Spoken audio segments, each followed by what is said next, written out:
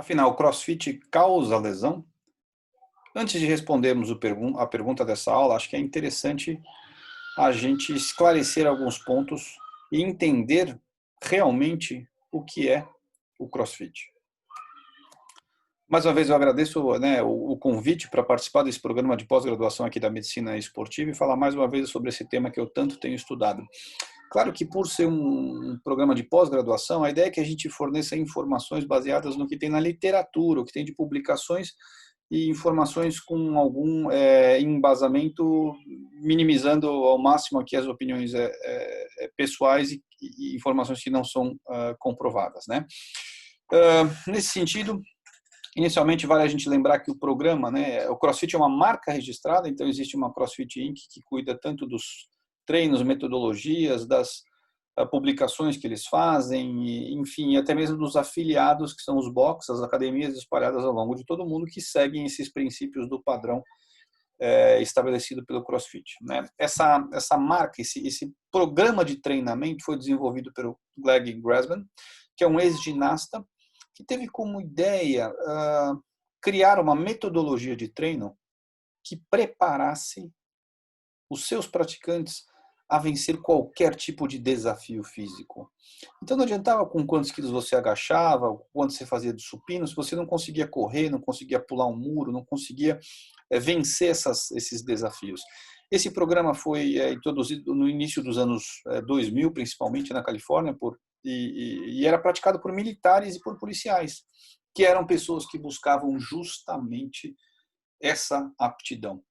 Para a gente entender um pouquinho do que é o CrossFit e como ele surgiu, a gente precisa entender quem que é o atleta do CrossFit, né? Onde ele se encaixa no meio desses atletas profissionais, como que ele está apto para vencer esse tipo de desafio. E aqui eu faço uma comparação com outras modalidades. Com atletismo, certamente, se fôssemos pensar em atletismo, o primeiro nome que viria na cabeça de muitos aqui seria o Bolt, né? Talvez não seja uma unanimidade, mas certamente uma referência aí de um atleta extremamente vitorioso, o homem mais rápido do mundo e possivelmente um recorde que ele sustentará aí por muitos anos, realmente um fenômeno no atletismo. Se fôssemos falar de basquete, minha área, eu trabalho na seleção feminina de basquete, sou médico da seleção feminina de basquete, então é um esporte que eu gosto muito, acompanho. Aqui, infelizmente, nosso falecido, uma grande perda, Kobe Bryant, né? Certamente um dos caras que, se fôssemos perguntar sobre atletas que são referências, esse aqui também certamente estaria na escolha de muitos daqui. Agora, se formos para Olimpíadas, ginástica artística, que é outra modalidade que eu trabalho bastante, além do CrossFit e do basquete, essa menina, Simone Biles. Eu tive o prazer de trabalhar como médico na Olimpíada do Rio, 2016, eu fui médico na arena de ginástica e consegui ver a Simone Biles ganhando basicamente todas as medalhas possíveis. Na verdade, em uma das categorias, uma das provas dela, ela teve prata, em todas as outras foi ouro. Foi campeã olímpica individual, campeã olímpica por equipes, enfim, e uma prata, o restante, acho que foram 6 medalhas de ouro, um fenômeno, né? Falando em fenômeno, se a gente pensar em Olimpíadas, o cara que é o recordista de medalhas e provavelmente assim permanecerá por muitos e muitos anos, quem que é? Essa fera aqui, Michael Phelps. Uma lenda, talvez o cara da história das Olimpíadas, né? Mas como a aula, obviamente, é em CrossFit, talvez, será que eu considere como melhor atleta, como atleta referência esse aqui? Fernando Reis? Um cara que certamente é referência também no levantamento de peso. Então aqui eu pergunto, qual deles vocês acham que é o melhor? E aí eu respondo, a ideia do CrossFit não é ver qual que é o melhor. Claro que cada um desses é a referência na sua área, mas o CrossFit não é um cara bom em uma área. O CrossFit se autodenomina, ele coloca como característica que a sua especialidade é não ser especializado. Ele não quer um cara muito forte como o Fernando Reis, ele não quer um cara, talvez, com o equilíbrio da Simone Biles, ou com a precisão no arremesso do Kobe Bryant, ou a velocidade ainda do Bolt. Ele quer um cara bom em tudo. Ele não quer um expoente em uma capacidade ou duas. Ele quer um cara que seja bom em tudo e que vença todos os desafios, que seja bom de natação, de corrida, consiga escalar uma corda, consiga carregar cargas realmente peso elevados. Então ele quer trabalhar todas as diferentes capacidades físicas. Aqui eu cito resistência cardiorrespiratória, resistência cardiovascular, resistência muscular, força, flexibilidade, potência, velocidade, coordenação, agilidade, equilíbrio e precisão. Então, para você ser um atleta bom de CrossFit, você tem que trabalhar tudo isso. Então, o foco no treino é desenvolver todas estas capacidades. Essa é uma foto que eu acho que representa muito esse esporte, né? Essa metodologia, esse programa de treinamentos. É uma imagem real de uma competição de CrossFit, onde ao invés de você simplesmente marcar a carga máxima de agachamento, que até eventualmente é feito, sim, mas ao invés de eu simplesmente ver quantas repetições ou a carga máxima que eu consigo fazer de agachamento, eles querem justamente que você vença um desafio que você está trabalhando todas essas capacidades. Então, quando a gente vê aqui essa prova realizada, claro, em dupla, uma das atletas tem que transportar a sua dupla até o outro lado lá do campo da prova, de qualquer forma, como ela quiser. Mas ela tem que levar um peso e atleta. Para isso, ela desenvolve uma técnica, né, de como carregar essa participante. Ela precisa ter resistência, precisa ter força, precisa ter equilíbrio, precisa ter a colaboração da outra participante.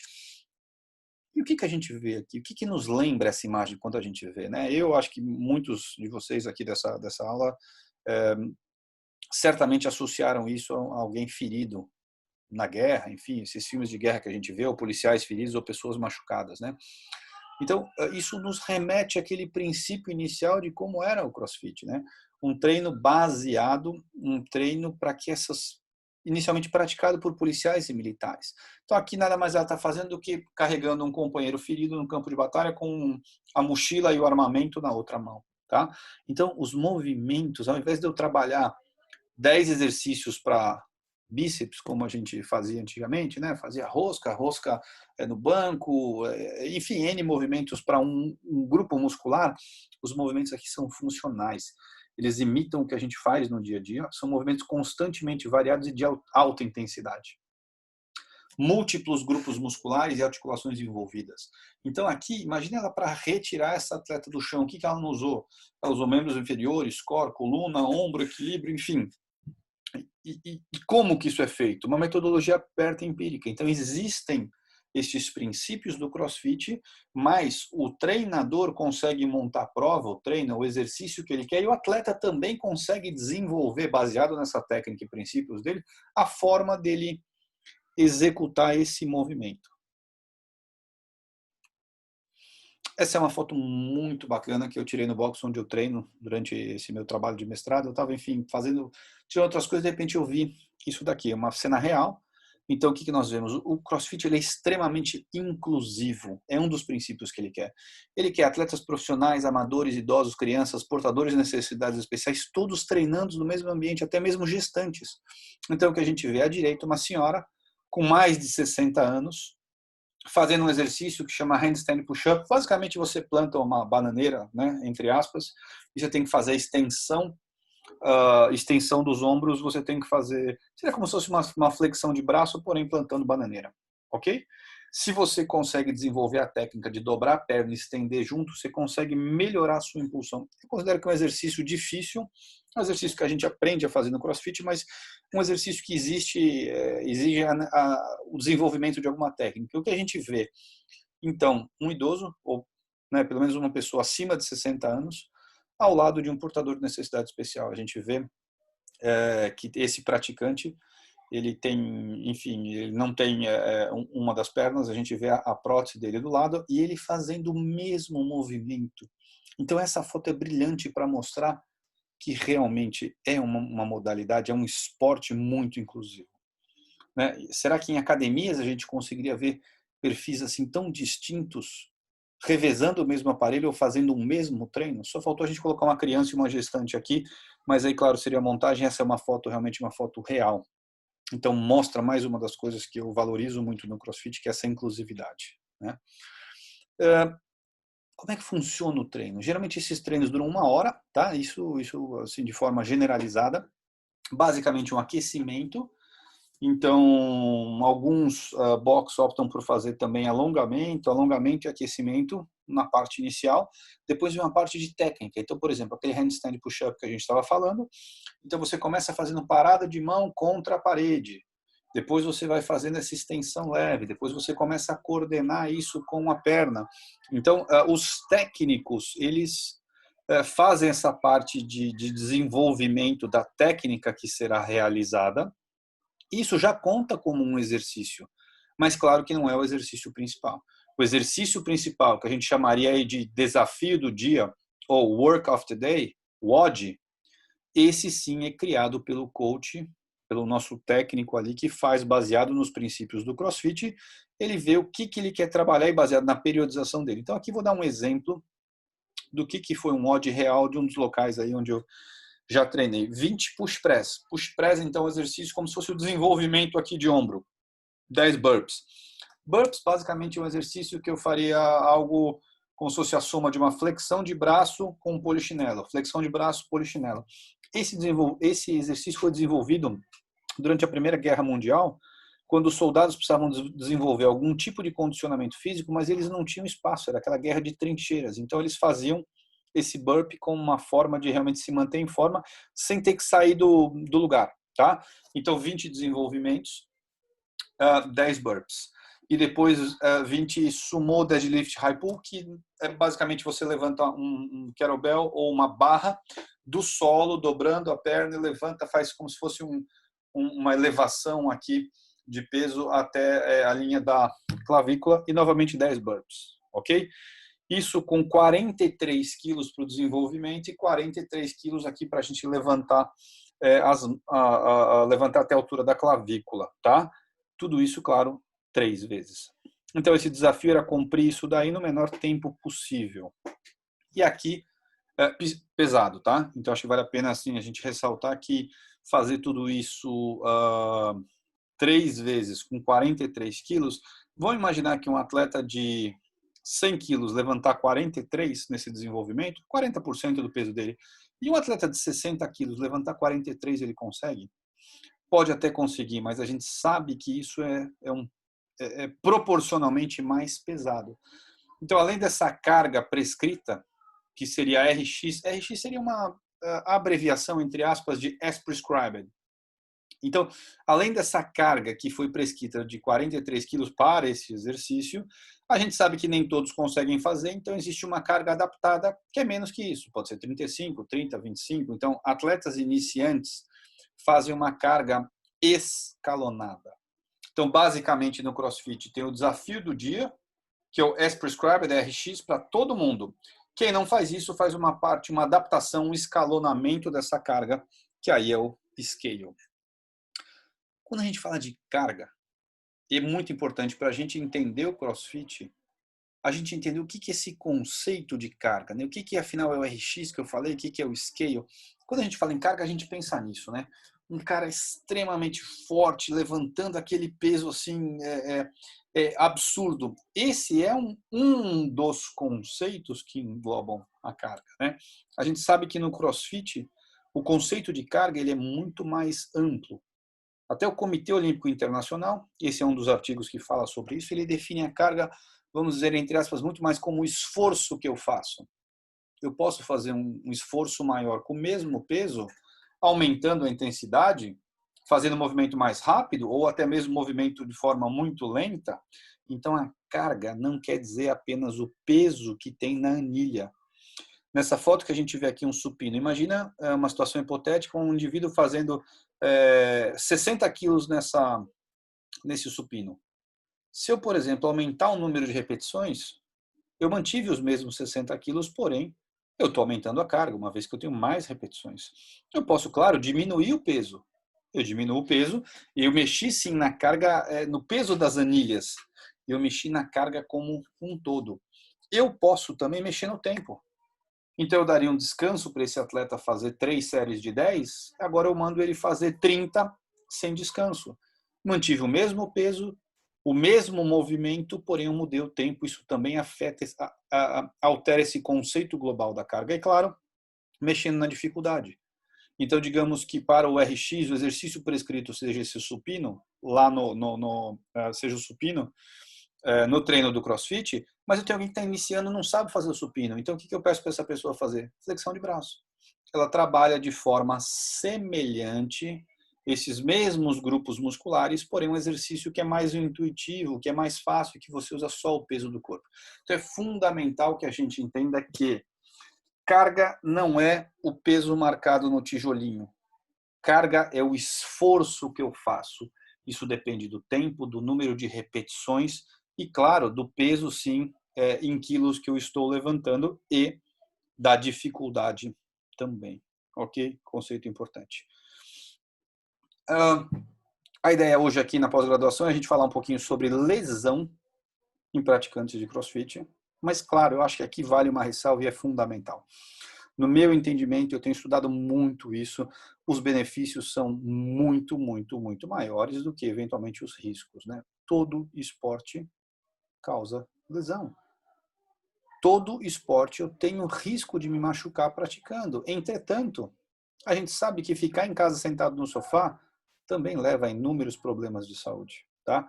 Então aqui eu ressalto, eu acho que é importante a gente frisar isso, por mais que a gente fale muito sobre lesão, opere muito paciente com problemas decorrentes da prática de CrossFit, eu sou um fã, eu sou um ortopedista que realmente treina CrossFit, indica para os meus pacientes, é extremamente a favor, tanto pelos benefícios físicos de saúde, né? Então essa é uma foto clássica, né? O antes e o depois.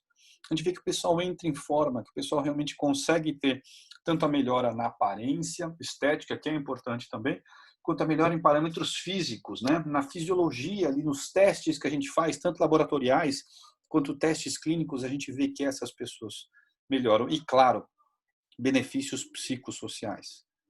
O CrossFit ele promove realmente uma integração entre as pessoas. Ele promove o grau de satisfação de quem pratica o CrossFit, medido por inúmeros trabalhos. Lembre-se que essa é uma aula que a gente quer citar mais assim literatura do que informações assim informações não diria não oficiais, mas informações assim não embasadas. E um dos autores ele fez um trabalho vendo o grau de motivação do CrossFit. A gente vê que como ortopedista, quando você manda alguém para academia, quem não gosta de fazer academia, com 40, 50 anos, você manda emagrecer, correr para academia, é uma dificuldade muito grande. E o que a gente vê, eles mediram que o grau de satisfação de quem pratica o CrossFit é semelhante à de pessoas que fazem esporte coletivo. Então, quantas pessoas a gente conhece que acordam às 6 horas da manhã no sábado, no domingo, ou numa terça, quarta, quinta noite, vão jogar bola às 11 da noite, horários que a gente imagina que não sejam usuais e vão com a maior satisfação possível, né? Vão felizes. Isso também acontece no CrossFit. A gente vê que quando o cara não vai treinar, ele fica louco, ele quer treinar, ele sente saudade. Não é que ele está indo porque ele precisa por saúde, ele gosta realmente. Então, esse aspecto motivacional é fundamental. E isso, a meu ver, eu acho que talvez seja um dos motivos pelos quais eu mais indico pacientes a treinar. Claro que a gente tem que saber as lesões, isso a gente vai ver mais para frente nessa e em outras aulas, entretanto, benefícios fantásticos. Acho que a gente realmente tem que considerar prescrevendo o CrossFit. Mas a imprensa, principalmente nos alguns anos atrás, tem tido uma abordagem aí realmente não muito, diria assim, uma abordagem não muito legal com relação ao CrossFit. Eles têm publicado artigos até que mostram que o CrossFit pode até te matar. Enfim, a gente sabe que existem notícias que são sensacionalistas, mas o fato é que as lesões existem, elas têm que ser identificadas para que a gente consiga realmente prevenir essas lesões. E isso é o que nós vamos tratar, é o que eu acabei colocando nessa minha tese de mestrado, que foi iniciada em 2016, e que a gente vai abordar um pouquinho sobre realmente a incidência dessas lesões. Aqui eu deixo como mensagem final para vocês. Para quem não me conhece, eu sou médico ortopedista, trabalho aqui na Unifesp, ajudando a coordenar a residência de medicina esportiva. Tenho título também de medicina do esporte. Trabalho com ginástica, trabalho na seleção de basquete feminino e estudo bastante CrossFit, tive o prazer de ter como tema do meu mestrado em 2016 a incidência de lesões em praticantes de CrossFit. Então, este trabalho, essa tese que já foi publicada e esse trabalho que foi também recentemente publicado, que embasaram muito dessas informações científicas e que nós vamos apresentar agora, tentando mostrar para vocês que o CrossFit machuca. Sim, machuca, como qualquer outro esporte. Mas que os benefícios, no meu entendimento, eles são realmente inúmeros e justificam que a gente realmente participe, que a gente treine, que a gente invista na nossa saúde, que a gente vá buscar realmente o CrossFit como uma forma de conseguir se manter em forma. Lesões existem, mas o que nós vamos ensinar aqui, pelo menos eu mostrar para vocês, é como tentar preveni-las para que a gente faça uma prática segura do CrossFit. Vamos lá, vamos agora então para essa segunda parte da nossa aula.